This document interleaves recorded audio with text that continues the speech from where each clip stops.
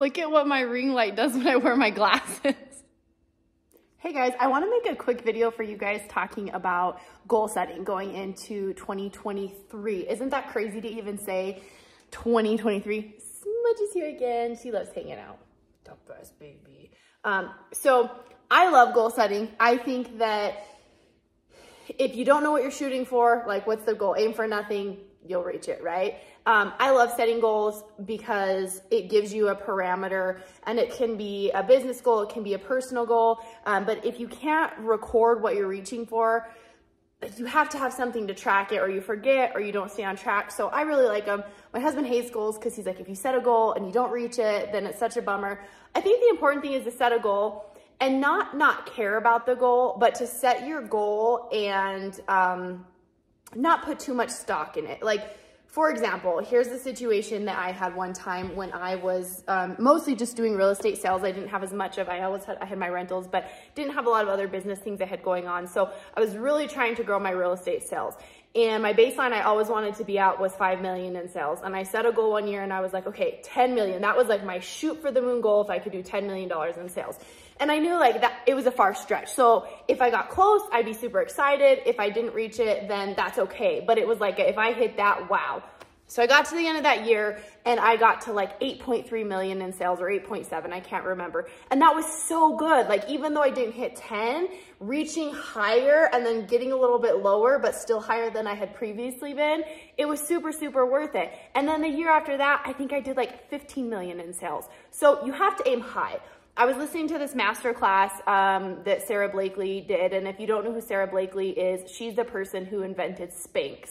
And she is a billionaire. And we talk about a lot of people in business as being self-made. I mean, she is actually legitimately self-made. She is a very smart business person. It seems like she has a really nice spirit. And she was talking about, she was on this reality show where you had to jump out and grab your partner like if they were suspended and on cables and stuff. So there's that intimidation factor. But you had to jump and grab them. And almost everybody missed. And she made it. And it was because when she jumped for the person she was trying to jump to, everyone was jumping for their hands. But as you jump and you go forward, you drop. And that's kind of like your momentum going on in your life, right? Like going through the year whenever you've set your goal or set your, this is what I'm shooting for.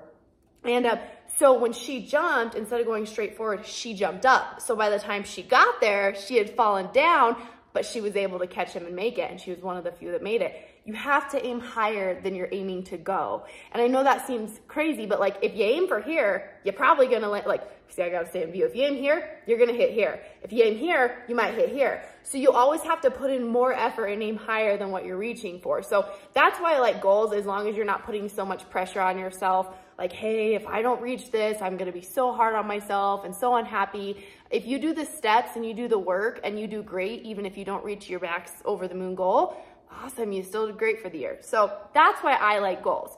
So what I want to talk about is something one of my college teachers did when I was getting my associate's degree. It was like my first, I think it was my first or second year of college. It might have been my first year of college.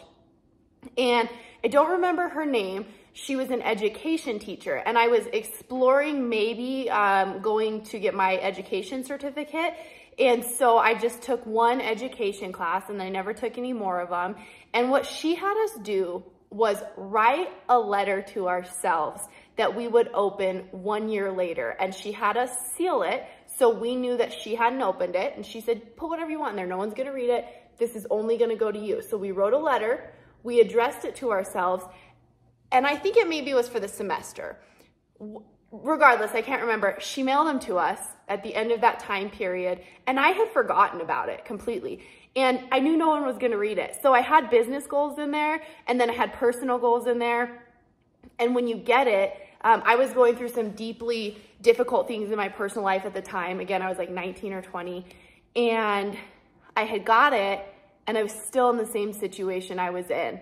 And it was like a wake-up call of, you promised yourself you would be in a better situation, you're getting this, and you're not. So what are you going to do about it now? I just had forgotten about the letter. So what I started doing was every year writing a letter to myself, and I've forgotten for a couple years recently, but I would write a letter to myself of my goals for the year, whether it's business, personal, whatever you want it to be, or a little bit of both. And then I would open it at the end of the year or 1 year later and see where I was at. And it was like, okay, here's my long-term goals, but here's the things I'm gonna do to get there.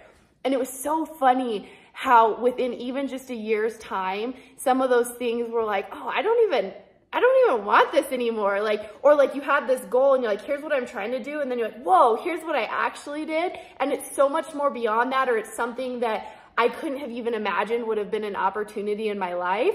And your paths diverge. And I have a couple of them. And to look back at them is so cool. Like, I mean, at one point my goal was to become a CPA, and I was starting to take accounting classes after I had already had my master's degree in something else.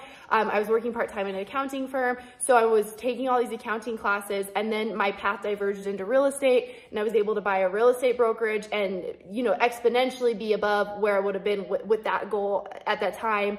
And I'm glad I didn't reach that goal, right? That's not what I want anymore, but it's funny how what you think you want or where you think your life is heading changes. But it is really cool to write yourself a letter, especially if you forget about it, and open it a year later and see if you're on track, if the things that matter to you still matter to you. I think it's a really cool thing to do. So this would be a cool thing to do with your family too. I mean, it's just so cool. I wish I could remember the teacher's name.